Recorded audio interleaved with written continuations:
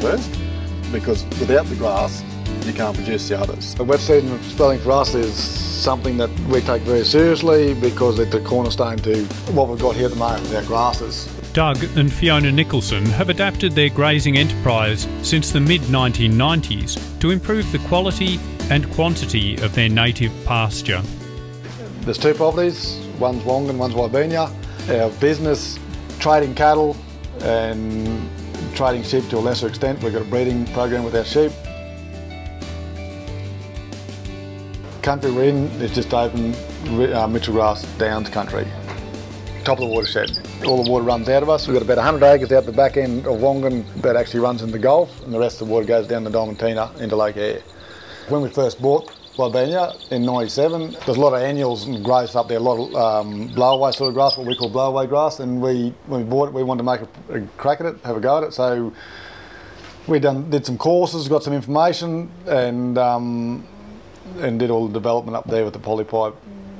Started seeing little Mitchell grass plants in areas that we had never seen it, like lots of it, and having the ability to spell that, get the stock off it. Regular movement of stock to allow spelling of pasture during the growing season is at the heart of Doug and Fiona's approach to build the productivity of their land. To us, it's the guts of what we do with our rotation. If you can give all your country a 60-day rest in the growing season, it just stands you in good stead for the rest of the year, and then the following year, and the following year. Doug follows guidelines from the GLM course he attended, leaving at least 20 centimetres of Mitchell grass stubble to promote vigorous regrowth. Everything there's green, the leaves are broader, it's just a lot healthier plant.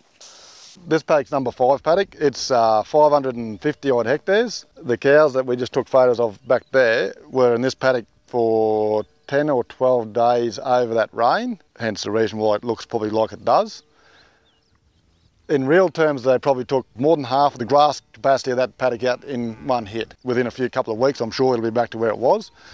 This paddock here, number 2 paddock, you can see the contrast down the fence line there. It hasn't been grazed yet. It will be grazed. These cows are coming from there into there in a couple of days' time.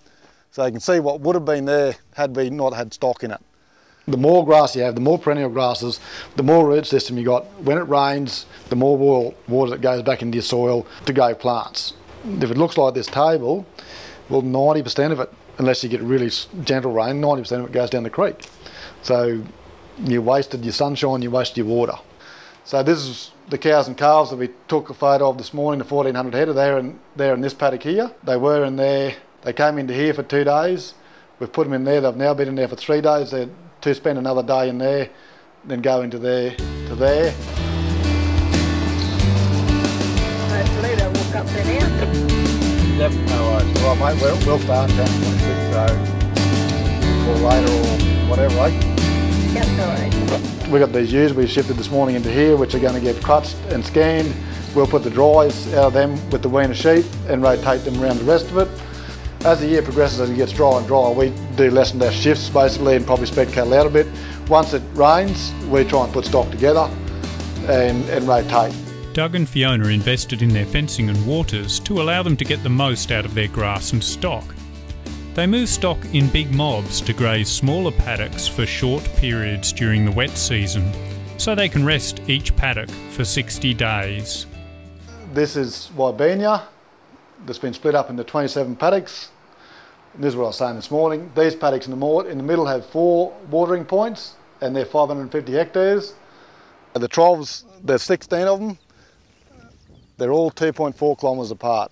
This one here is nearly the furthest from the pumps, and if it was just on its own under pressure, it'll deliver around 3 litres a second of water.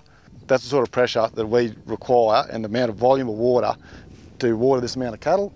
It's all through 63mm pipe out here in a big loop, and it's joined so it pumps both ways. We've got a mono pump down this artesian bore, the old well, that's 50 foot deep, and the mono we run at night time for 12 hours a night it pumps about 5,500 gallons an hour. So you're putting about 60, 70 odd thousand gallons at night into that turkey's nest. So, and this, yeah, it just runs, we're just going to start him. The bore was put down as a whole in 1911. It was put down at 3,500 foot. and it flowed initially until, well, I suppose the area started to get developed and more bores got put down. I used to spend half my life down that well, and we got sick of that, and when money became available, we put the mono on it.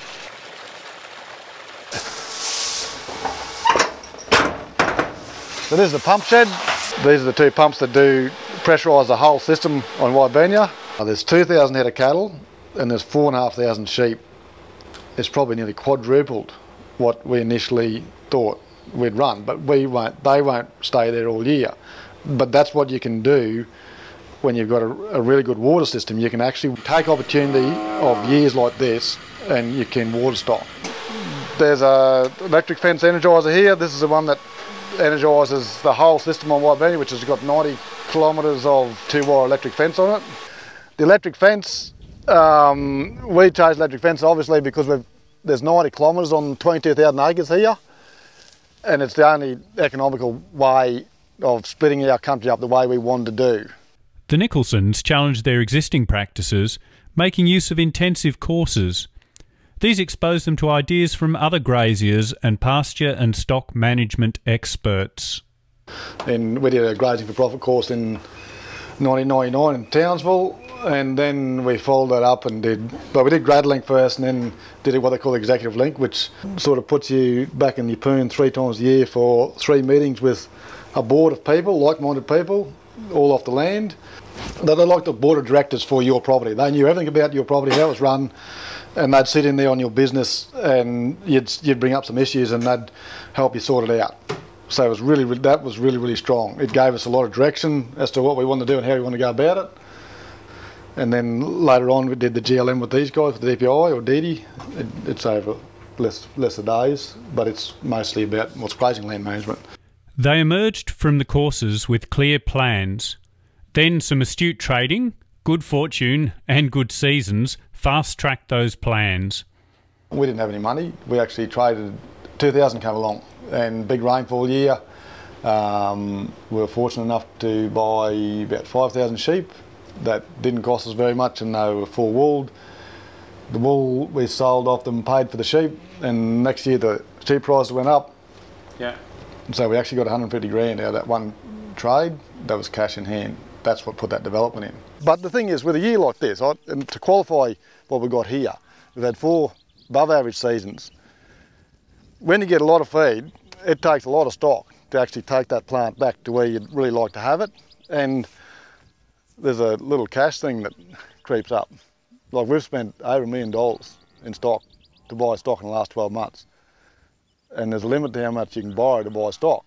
The Nicholsons use a variety of approaches to monitoring their pasture, so they have reliable information to support their stock management.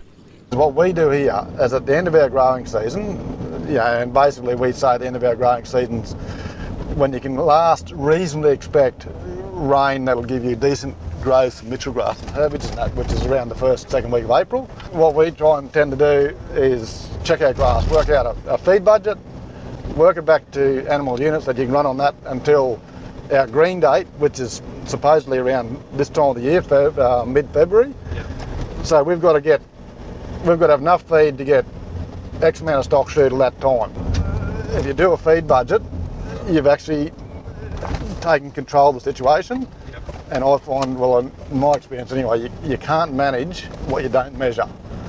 They were grazed for the first 10 days of February, and then they've been spelled there probably for the 60 days, I'd say, in 2010. And then they were grazed again there, and then spelled there, grazed there, and then spelled for a long period during the dry. We've got 5 photo sites up there, and they've all improved. If you can increase this carrying capacity, you don't need to go and buy more country. At the end of the day, with the grass and the cattle, it's production there or production here. Not all the Nicholsons' paddocks have been split. The largest paddock is 1,600 hectares and serves a very important function. There's a quality of life point somewhere, and basically it's a holiday paddock. It's a holiday paddock. You beg your pardon. Of course. And it is, and that's basically, if we went away the other day for a week and it was hot, and to not put anyone under pressure that is here. If you leave them in a bigger paddock with no water, you know you can walk away and not have to worry about it. Well, the goal thing was, as we just said there a while ago, was to hand the property on in better state than what we found it. At this point, we can say we've achieved that, but we haven't left yet. So it'll be interesting to see in the next 10 years what happens. Once you write something down, it happens. It's a goal, isn't it? And most written down goals you achieve without knowing more, isn't it? No, it is like magic. Yeah. Because it sort of means if you write something down, you actually have a commitment basically to it. And if it's not written down, most times it don't happen. We've questioned the design and some of the things we've done that we would have done differently, but never what would we do. No, never what we were doing.